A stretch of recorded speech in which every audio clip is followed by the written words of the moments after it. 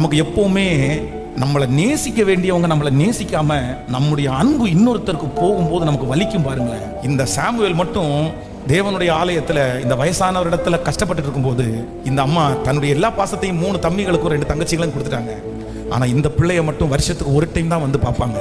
ஆனா தன்னுடைய தாயினுடைய அன்பு, தன்னுடைய தகப்பனாருடைய அன்பு கிடைக்காம ஒரு அனாதைய போல இருந்தா கூட யாரை உறுதியா பற்றி பிடிச்சிட்டான் அப்படின்னா கர்த்தரை மட்டும். ஆனா இந்த அண்ணாளுடைய இவனுக்கு 3 தம்பிங்க 2 தங்கச்சிங்க இருந்துன்னு மட்டும்தான் வேதம் சொல்லுது. அவங்க யாருடைய பேரும் லிஸ்ட்ல கூட. ஆனா சாமுவேல் வந்து தான் முதல் பெயர் சபா வரைக்கும் அவனுடைய பேரை தெரியாதவங்க மகா யாரோ ஒருத்தர் வந்து என்னை யாரும் நேசிக்கிறது இல்லை, என் வீட்டிலே நான் தான் கொஞ்சம் ஒதுக்கப்பட்டவா, என்னதான் நம்ம திட்டுவாங்க, இந்த மாதிரி கூட இருக்கலாம். ஆனா நான் நம்புறேன், நீ யாரை பிடிச்சிக்கோ அப்படின்னு சொன்னா உன் மேல ஆண்டவர் ஒரு பெரிய திட்டத்தை வச்சிருக்கிறாரு.